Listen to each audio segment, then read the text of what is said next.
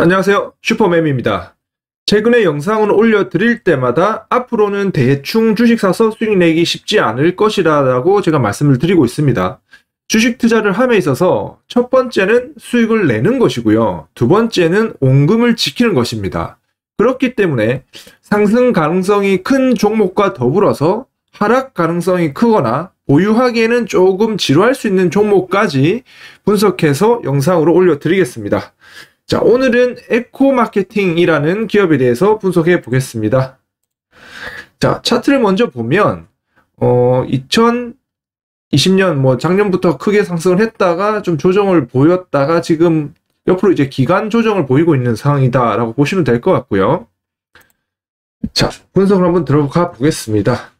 에코마케팅이고요. 시가총액은 8,500억, 8,600억 정도 하는 회사다라고 보시면 되고, 히스토리컬 실적을 좀 보면 2015년에 197억, 200억 정도 하던 영업 매출을 보였었고 160억 그리고 240억을 하다가 2018년도에 620억을 하면서 전년 대비 157% 매출 성장을 보였습니다. 자, 그리고 2019년도에는 매출이 1000억을 돌파를 했죠.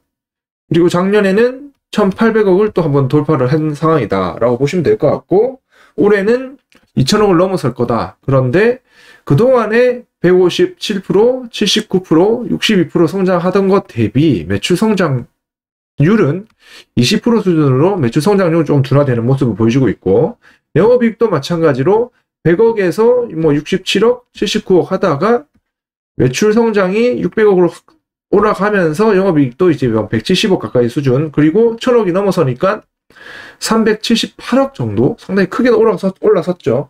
자, 그리고 작년도에 영업이익이 600억, 무려 600억을 넘어섰습니다. 자, 아니나 다르니까 영업이익이 이제 사이즈가 커지다 보니까 그 성장률의 폭은 올해는 23% 정도 성장할 걸로 보여지고 있다라고 보시면 될 것 같고요. 자, 영업이익률 한번 볼게요. 과거에는 50%라는 상당히 큰 수준의 영업이익률을 보이다가 어느 정도 떨어지다가 2018년도에 이익률이 27%로 좀 크게 떨어졌었죠. 그리고 이제 30% 초반을 이제 유지하고 있는 이익률을 보여주고 있습니다. 2018년도에 매출 성장과 이익 성장이 나타났는데도 왜 27% 떨어졌느냐? 이때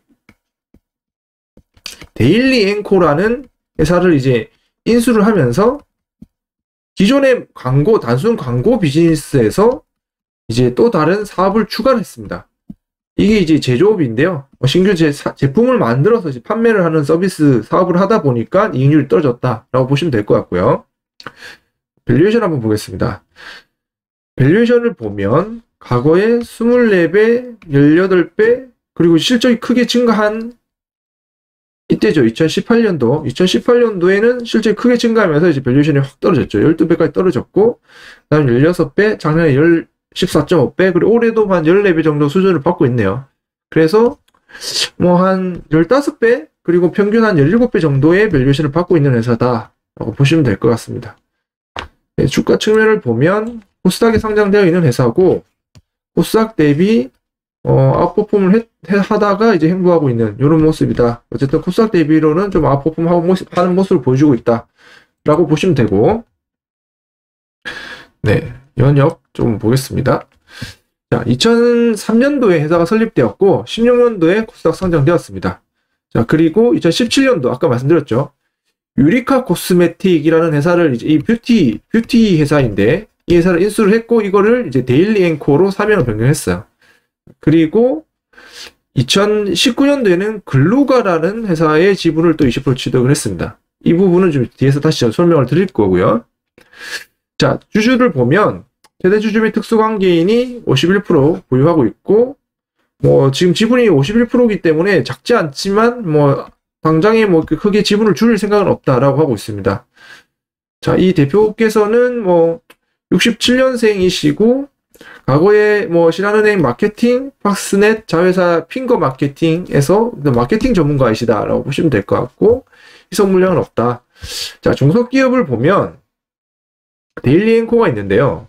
원래 데일리 앵코를 이 에코마케팅이 바로 지분을 90% 갖고 있었는데, 이 에코마케팅 SGPT라는 회사를 이제 설립을 하고 거기다가 이제 현물 출자를 했습니다. 여기 보시면 전액 에코마케팅이 현물 출자를 했다. 그래서 지금은 에코마케팅이 이 에코 SG라는 회사를 가지고 있고 에코 XG가 데일리 앵코를 가지고 있는 구조로 바뀌었다라고 보시면 됩니다. 근데 어차피 뭐 크게 뭐 달라진 건 없고 결국에는 지분은 90% 가지고 있다. 이렇게 보시면 될 것 같습니다.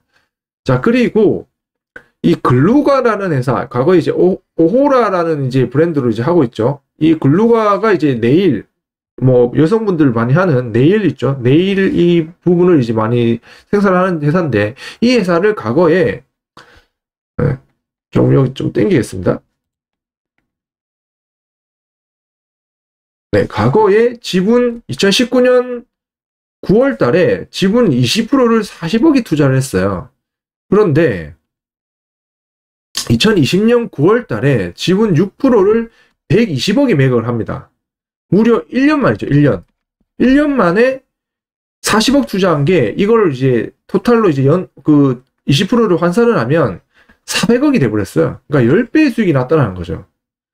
그러니까 상당히 이 고객사를 이제 투자를 함으로써 투자를 하고 그 고객사의 제품을 직접 마케팅해주는 그런 비즈니스를 지금 하고 있다라는 거고, 이게 이와 똑같은 비즈니스 모델로 작년 2020년 12월 29일에 안다르라고 아시죠?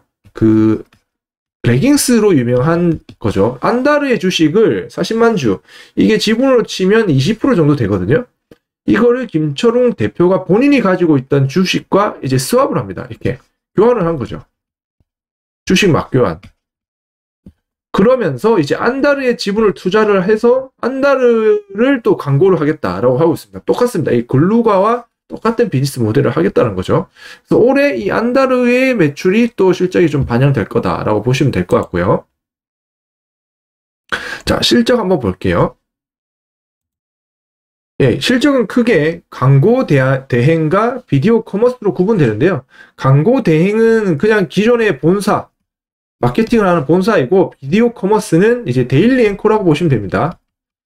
자, 실적을 보시면 2017년도에 인수를 했다고 했죠. 아까 데일리 앵커를. 그리고 2018년도부터 이제 실적이 나오기 시작하는 겁니다. 이렇게 35억 하던 회사가 340억, 그리고 700억, 그리고 1200억. 실질적으로 실적은 비디오 커머스에서 계속해서 매출이 증가했던 거고요. 그리고 광고인 본사에서도 이제 2019년부터 실적이 같이 나오고 있는 거죠. 왜냐? 이 부분이 이제 광고에서도 얘들이 이제 비즈니스를 하는 부분이 좀 구조가 바뀌기 시작했던 겁니다. 그 부분 이제 밑에서 좀 설명을 드릴게요. 자, 그리고 당장 4분기 실적을 좀 먼저 설명을 좀 드리면, 4분기의 실적이, 작년 4분기 실적이 420억으로, 1, 2, 3, 4분기보다는 소폭 좀 떨어지는 모습을 보여줬다라는 거고, 영업이익률도 보면 기존에 뭐 30% 이상을 보여줬던 게 갑자기 28.8%를 소폭 떨어졌어요. 그리고 순이익단에서는 영업이익이 120억이었는데 40억대로 크게 많이 떨어졌죠. 이게 왜 그러냐? 일단 매출 감소 이슈는 글루가가 이게 네일을 하지 않습니까? 그 부분 때문에 이제 비수기 영향으로 좀 매출이 감소했고, 그다음에 신규 광고주를 이제 유치를 했는데 그 광고주 초반에 이제 좀 세팅을 하고 이런 부분 때문에 매출이 좀 소폭 줄었다. 그 영향으로 인센티브가 좀 감소했고, 이 클럭이라는 이 마사지기인데요.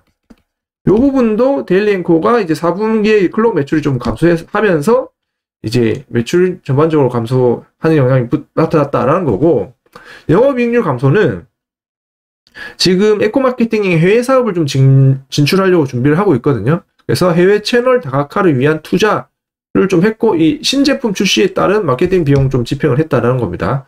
자, 그리고 순이익단에서 여기 많이 빠졌던 이유는 외화 환산 차손 좀 영향이 발생을 했고, 투자해놨던 글루가 지분 이제 14% 남아있죠. 글루가의 RCPS 발상품 평가 손실이 일부 반영했습니다. 그래서 영업이익단에 한 마이너스 50억 정도 영향을 발생했고, 이 평가 손실은 실제 돈이 외부로 나가는 실제 현금이 유출되는 게 아니기 때문에 크게 뭐 신경 쓰지 않으셔도 된다라는 거고. 자, 그러면 당장 1분기 실적은 어떻게 될 거냐? 작년 연말에 대형 광고주 유치를 좀 복수의 대형 광고주를 유치를 했고, 그리고 이 클럭이라는 마사지라는 게 이게 명절에 좀 이렇게 부모님한테 선물을 많이 하는 그런 제품이다 보니까 설 효과로 1분기 이제 매출이 상승할 겁니다. 자, 그리고 아까 지분 투자했던 안다르 매출도 본격적으로 발생하게 될 것이기 때문에 매출은 다시 좀 올라올 거다라고 보여지고 있습니다. 자, 그리고 사업 부분을 좀 더 디테일하게 한번 보면, 그 기존에 이제 저희가 이제 광고 회사를 광고하는 부분인데, 이 에코마케팅이 다른 광고 대행사 대비 이익률이 좀 상당히 높아요. 그 이유는 지금 광고주 한 50개 정도 보유하고 있는데 한 광고주당 연 평균 한 40억 정도를 집행을 해요. 근데 경쟁사인 EM넷을 보면 EM넷은 광고주가 한 2만 개 정도 있어요. 2만 개 정도 광고주가 연 평균 한 1000만 정도 쓴다는 거예요. 자, 이렇게 되면 300명 정도의 인원이 지금 영업을 하게 되는데, 광고주가 많으면 다 일일이 계속 다 영업을 해야 되잖아요. 그만큼 임금권에 대한 비용도 발생을 하게 되고, 비용도 똑같이 많이 들다 보니까 이익률 차이가 여기서 나타나는 거죠. 여기서 나타나는 거고, 자, 그리고 이 광고주가 쓰는 광고비의 15%를 이제 수수료로 광고 대행사가 이제 에코마케팅 같은 회사가 매출로 인식을 합니다. 자, 그리고 그렇기 때문에 한 광고주가 광고비를 많이 써도 마케터 투입하는 인력 수는 똑같기 때문에 상대적으로 1000만 원짜리 10개 쓰는 것보다 그냥 뭐 1억짜리 하나 쓰는 게 훨씬 더 이익률이 좋아지는 거죠. 이 부분이 좀 있는 거고, 그리고 이제 이 에코마케팅의 고객사들은 대부분 광고주들은 좀 이렇게 이 5월 3, 4억 정도 이상 쓰는 좀 대형 광고주로 많이 유지되어 있다라는 거고, 그러면 왜 경쟁사보다 에코마케팅에 광고비를 많이 쓰냐? 일단은 타 광고사들은, 광고 대행사들은 대부분 클릭률이나 아니면 노출을 많이 시켜주겠다라고 영업을 많이 합니다. 그렇기 때문에 실질적으로 이게 뭐 매출하고 일어나든 안 나든 크게 상관이 없는 거죠. 근데 광고주 입장에서는 매출로 연동되는 게 더 중요하지 않습니까? 그래서 광고주가 광고비를 쓰는 핵심 포인트는 매출로 연결되는지가 중요한데, 에코마케팅은 이 KPI로 광고주의 매출과 연동시켜 버립니다. 그래서 매출이 많이 나오는 광고를 하겠다라고 인식을 하는 거죠. 그렇기 때문에 에코마케팅이 상대적으로 좀 더 광고주들이 많은 비용을 지불한다라는 거고, 이 아까 투자한 글루가 20% 지분 투자했었죠. 지분을 투자하고 에코마케팅이 더 광고를 많이 해주는 거예요. 밀어주는 거예요. 그래서 더 많은 매출이 일어나게끔 하기 때문에 글루가 지금 본사 전체 매출에 글루가 매출만 해도 지금 10%가 넘어서는 상태다라고 보시면 될 것 같고, 그리고 또 하나 다른 경쟁사와 다른 게, 이 에코마케팅은 세일즈 부스팅 계약이라고 하는데요. 이게 그냥 뭐 어떻게 보면 인센을 받는 형태이다라는 거죠. 기존에 단순히 그냥 15% 수수료 받는 게 끝나는 게 아니라 이 KPI를 정해놓고 특정 매출이 발생하고 그 매출을 넘어서면 인센티브를 받는 형태의 계약 구조가 되어 있는 거예요. 그러니까 에코마케팅 입장에서는 광고주가 더 잘 되게끔 계속 광고를 하는 거예요. 그렇기 때문에 기존에 15% 그 수수료 받는 거 플러스 인센티브를 받다 보니까 더 많은 매출을 일으킨다라고 보시면 되고, 자, 그리고 또 다른 하나 사업부가 이제 이 비디오 커머스 사업부인데요. 이 데일리 앵코라는 인수했던 회사의 실적이라고 보시면 되고, 비디오와 커머스의 합성어다라고 보시면 됩니다. 자, 이 데일리 앵코는 2017년도에 약간 인수했다라고 말씀드렸고, 그 당시에 이제 뷰티 브랜드였던 유리카 코스메틱을 인수해서 이 사명을 바꿨어요. 자, 근데 왜 이 회사를 인수를 했냐? 이 에코마케팅이 고객사들의 제품들을 막 광고를 해주다 보니까 이 광고를 하는 데 있어서 엄청난 노하우를 이제 가지게 되었고, 그러다 보니까 직접 제품을 개발해서 이 가지고 있는 노하우로 직접 한번 팔아보자 라고 생각을 했던 거죠.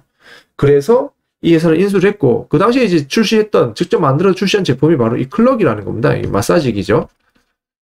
요거를 이제 본격적으로 이제 신규로 이제 런칭을 했는데 이게 대박이 났던 겁니다.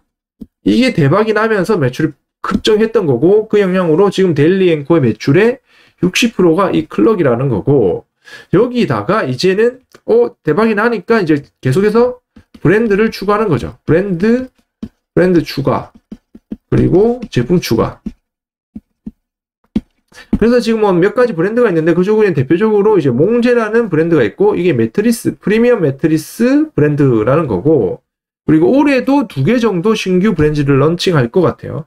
그러니까 1Q 후반이니까 뭐 한 3월 정도에 하나 신규 브랜드 런칭하고 2분기에 또 하나 런칭하고. 그래서 이 신규 브랜드가 잘 되는지를 한번 체크해 볼 필요가 있다라는 거고, 투자는 연중으로 뭐 괜찮은 기업이 있고 본인들이 마케팅 했을 때 괜찮아 성과가 잘 나올 것 같은 기업이 있으면 계속해 투자할 거다라는 거고. 그리고 회계 사업도 뭐 월 한 100억 넘으면 그때는 이제 구체적으로 좀 오픈할 거다라는 겁니다. 자, 마지막으로 주가 트리거가 어떻게 될지 좀 볼 필요가 있는데, 회사가 일단 가이던스를 제시를 하지 않아요. 얘들은 왜 제시를 하지 않냐 물어봤더니, 가이던스를 딱 정해놓으면 그 가이던스를 달성함으로 인해서 더 이상 막 사람들이 막 동기부여가 안 된다라는 거죠. 그래서 가이던스를 정하지 않는다라는 거고, 주가 트리거가 될 만한 건 아까 작년 12월 29일 날 지분 수합을 했던 이 안다르를 이제 올해부터 본격적으로 마케팅을 할 건데, 안다르 마케팅을 하게 되면, 아까 안다르 마케팅을 해서 안다르 매출이 올라오면 어떻게 되냐? 에코 마케팅에 매출이 올라오죠. 거기다가 지분을 투자했지 않습니까? 지분 가치가 또 올라가죠. 이게 일단은 주가 상승의 트리거로 작용할 것 같아요. 그리고 마지막 밸류에이션 및 결론인데요. 2021년은 제가 첫 번째 표지에서 보신 것처럼 매출액, 영업이익 다 올라갈 거예요. 그리고 2021년 올해 지금 밸류에이션을 보면 14배 정도 되는데, 상장 이후 평균이 한 17배 돼요. 그래서 평균 대비는 좀 저평가되어 있는 상황이다. 그러면 뭐 주가 올라가야 되는 거 아니냐? 그런데 2019년도에 아까 보신 것처럼 실적이 큰 폭으로 성장을 했거든요. 근데 시장에서는 지금 이 이상의 성장을 좀 기대하고 있는 것 같아요. 왜냐하면 앞서 2019년도에 과거에 이렇게 막 큰 폭의 성장을 한번 봤기 때문에, 이제는 그 성장을 봤기 때문에 이제 그 이상의 성장을 보여주지 않으면 주가가 좀 이렇게 횡보할 거다라는 게 이제 지금 시장의 기대치고, 이 이상의 성장이 나와주면 또 한번 주가가 갈 거다라는 거예요. 그래서 큰 폭의 다시 한 번의 실적 성장을 좀 기대하고 있는 것 같다. 이겁니다. 2019년도에 영업이익 성장률을 보면 그때 아까 보신 것처럼 124% 증가했거든요. 근데 올해는 24% 성장할 걸로 보여지고 있어요. 이 성장 폭이 상당히 컸는데 올해는 조금 약하다라는 게 지금 시장의 기대이고 저희 판단입니다. 그래서 밸류에이션 싸고 실적이 뭐 계속해서 사상 최대치를 갱신하는 것도 좋은데, 그 실적의 성장 폭이 앞으로 어떻게 될 거냐라는 거, 그 부분을 좀 더 유심히 좀 지켜봐야 되지 않나라는 게 저희 생각입니다. 자, 그리고 안다르의 이 매출 추이, 그리고 안다르와의 협업을 한번 더 유심히 한번 챙겨보시자라고 말씀드리겠습니다. 이번 영상은 여기까지고요. 다음 영상이 기대되시면 구독 부탁드리겠습니다.